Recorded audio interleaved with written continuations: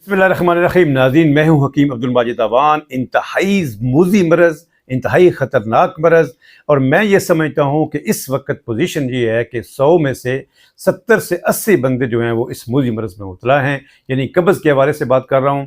तो इंतहाई अहम नुस्खा हमारी क्लिनिक में यकीन जानिए कि इतना इस्तेमाल होता है, इतने लोग वैसे हमारी, एक तो हम फार्मूले में अपना जो नुस्खा तरतीब देते हैं उसमें नोट करते हैं, और लोग लेफ़्ट राइट हर जगह के लोग सैकड़ों के हिसाब से ये गोलियाँ हमसे लेके जाते हैं। आप हमसे भी मंगवा सकते हैं, ख़ुद भी बना सकते हैं।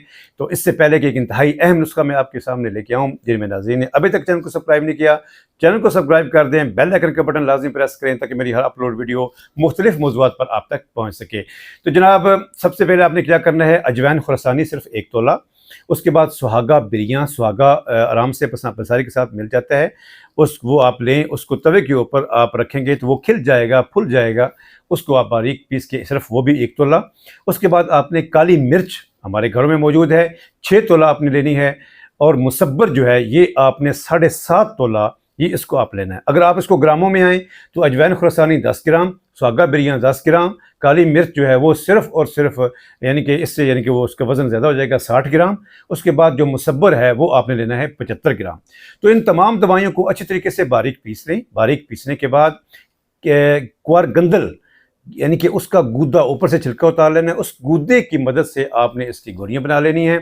तकरीबन चने के दाने के बराबर इसकी गोली होती है। यकीन जानिए कि इंतहाई अहम नुस्खा आपके पास तैयार हो चुका है।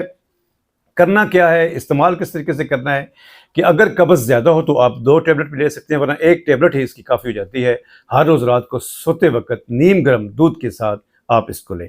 कई लोग ऐसे होते हैं कि जिनको नाजुक मिजाज होते हैं कि उनको पेट में हल्का सा, जिसे हम पंजाबी में वट सा कहते हैं, मरोड़ सा कहते हैं, वो उनका जो है वो उनको पड़ने लग जाता है। अगर इस तरीके से कैफियत हो तो आप सिर्फ उस देसी जो घी है उसकी आधी चम्मच उस दूध में डाल लें और नीम गर्म करके लें, तो उनका वो मसला भी इंशाल्लाह हल हो जाएगा।